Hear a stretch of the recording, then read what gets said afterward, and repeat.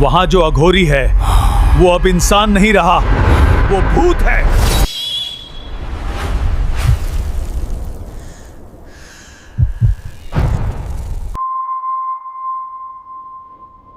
इस कहानी की शुरुआत एक ऐसे जंगल से होती है जहां दिन में भी अंधेरा पसरा रहता था। पेड़ों की ऊंची डालियां आपस में टकराती थी और उनसे निकलने वाली आवाज किसी के धीरे धीरे चलने जैसी लगती थी।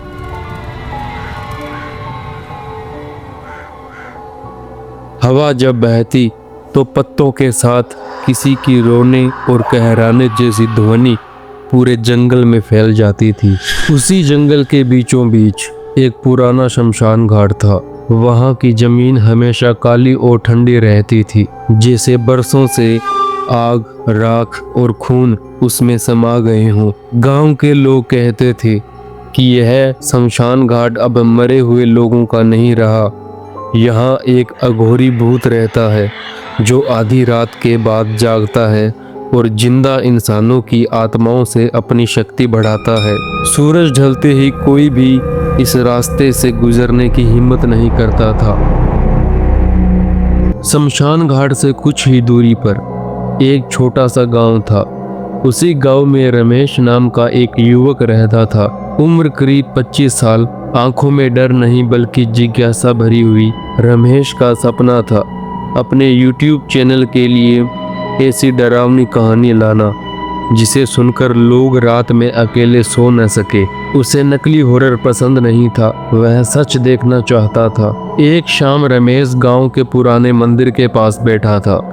वहां एक बूढ़ा साधु बेटा मिला। उसकी आंखें सफेद थी और चेहरा ऐसा लग रहा था जैसे उसने मौत को बहुत पास से देखा हो। रमेश ने पूछा, बाबा, इस गांव में सबसे डरावनी जगह कौन सी है? साधु का शरीर कांप उठा। उसने धीमी आवाज में कहा, शमशान। रमेश मुस्कुरा दिया और बोला, वही तो जाऊंगा। साधु ने उसकी ओर डर से देखा। अगर गया तो लौट कर नहीं आएगा। वहां जो अघोरी है वो अब इंसान नहीं रहा, वो भूत है। रमेश ने इस बात को कहानी समझा और अपने कैमरे में रिकॉर्ड कर लिया। उसी रात ठीक 12 बजे रमेश कैमरा, माइक और टॉर्च लेकर जंगल की ओर निकल पड़ा। जैसे जैसे वह आगे बढ़ता गया, मोबाइल नेटवर्क गायब हो गया।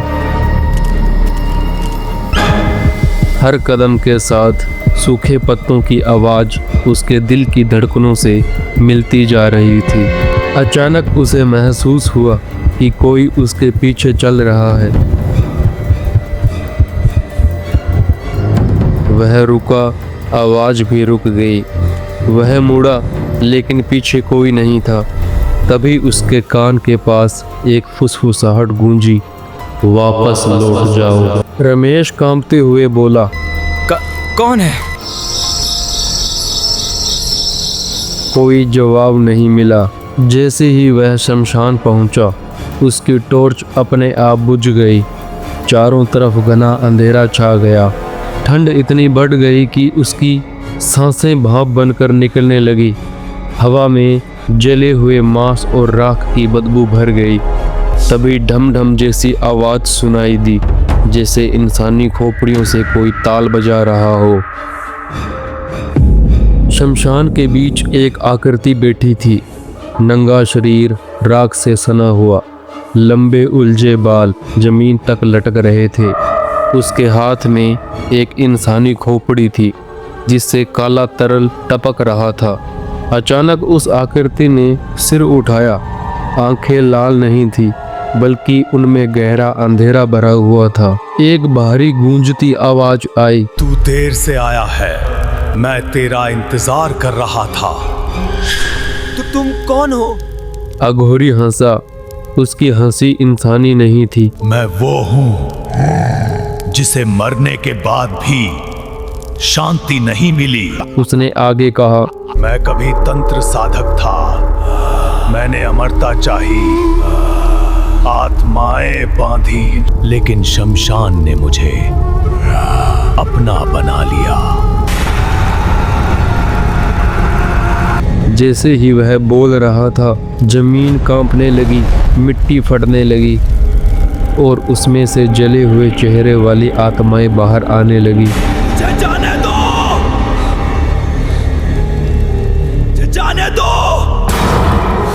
अघोरी ने उसके गले को पकड़ लिया। उसकी उंगलियां बर्फ जैसी ठंडी थी। अब तू मेरा गवाह बनेगा और फिर मेरी शक्ति। रमेश की परछाई उससे अलग होकर दूसरी दिशा में भागने लगी। उसका शरीर सुन्न पड़ गया। अघोरी ने जोर से हंसते हुए मंत्र पढ़ना शुरू किया। अगली सुबह गांव वालों ने शमशान के पास रमेश का कैमरा पड़ा देखा। कोई इंसान वहां नहीं था। कैमरा अब भी रिकॉर्ड कर रहा था। आखिरी फुटेज में अघोरी का चेहरा कैमरे के बहुत पास दिखाई देता है। अगर तू ये देख रहा है तो मैं तुझे भी देख रहा हूं। आज भी लोग कहते हैं कि आधी रात के बाद उस शमशान घाट से किसी युवक की चीखें सुनाई देती है और जो भी यह कहानी पूरी सुन लेता है उसे रात में कोई नाम लेकर पुकारता है। अगली आत्मा कहते हैं वह अघोरी अब भी वहीं है और अगली आत्मा का इंतजार कर रहा है। अगर यह कहानी आपको अच्छी लगी है तो प्लीज़ इस वीडियो को एक लाइक करें और हमें कमेंट में बताएं आपको अगली कहानी किस टॉपिक पर चाहिए। मैं मिलता हूं आपको एक नई स्टोरी में एक नए टॉपिक के साथ। तब तक के लिए जय हिंद।